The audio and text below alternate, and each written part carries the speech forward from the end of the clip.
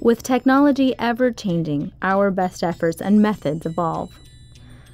Monotrac has evolved with more capability, options, accuracy, and efficiency than any other model system currently available. The Monotrac V2 anterior base is designed for the double bite anterior impression taken from the bicuspids forward. Step 1. Trim the impression flat and parallel to the occlusal plane to fit within the vertical dimensions of the articulator for straight, parallel setup. Shown here are the Monotrac impression and model flash trimmers. This tool is helpful in trimming impressions flat, creating a straight, square alignment and setup. This can also be used to remove model flash. Step 2. Alignment options. Option 1. Place a map pin at the midline of the impression to guide the forward center placement of the base over the impression. Option 2, shown here, is a window guide made from a Monotrac base.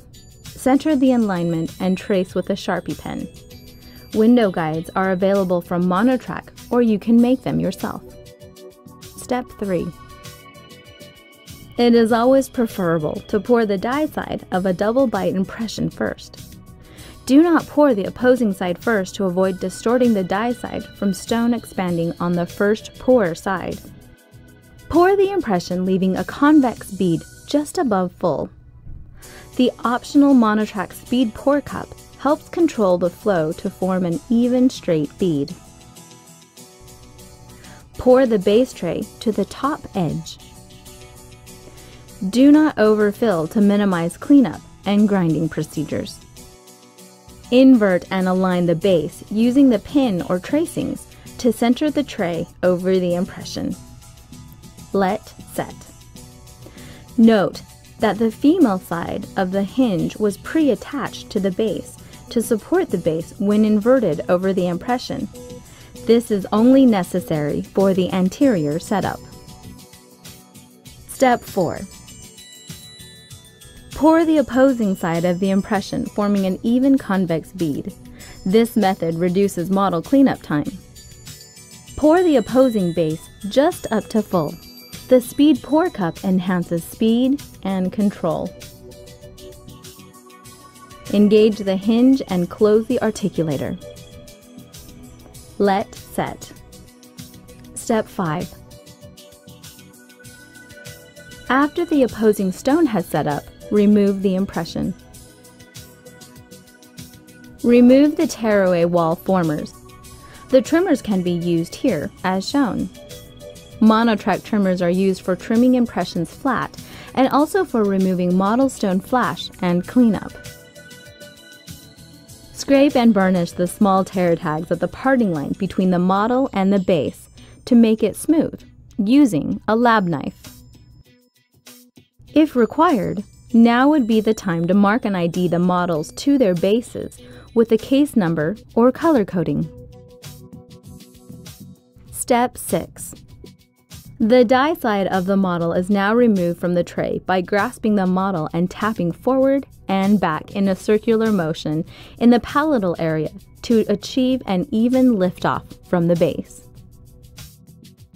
We offer an optional light mist silicone pre-spray if bases are not being removed within 24 hours, or if you prefer an easier removal. Step 7. If you choose to dissection with a motorized disc, it is important to pre-dry the model in a warm dehydrator approximately for 20 minutes. This will make dust and debris removal fast and efficient, ensure a precision fit back onto the base, and also avoid time-consuming steam cleaning procedures. The model can now be sectioned with a handsaw, hand-piece disc, lathe, or as shown here, the Monotrac die cutter and processing station.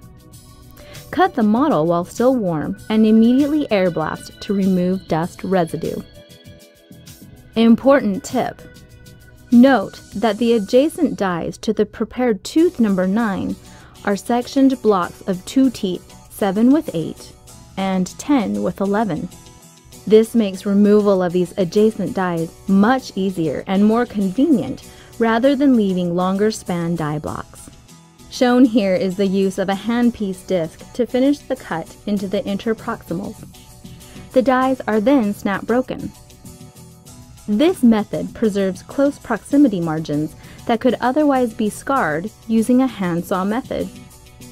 The snap breaks can be removed or can be left in place for ultimate solid die stability. Step 8. Clean up and bolt trim the dies and remove snap breaks if desired. The dust shield with magnifier is shown here. It is magnetically attached and easy to position and remove. Be sure to air blast and remove all dust debris prior to placing dies back onto its base. They should fully seat and exhibit a slight retentive stick. If dies seem loose and tend to fall off their base, it is most likely due to remaining dust residue, preventing a full seat.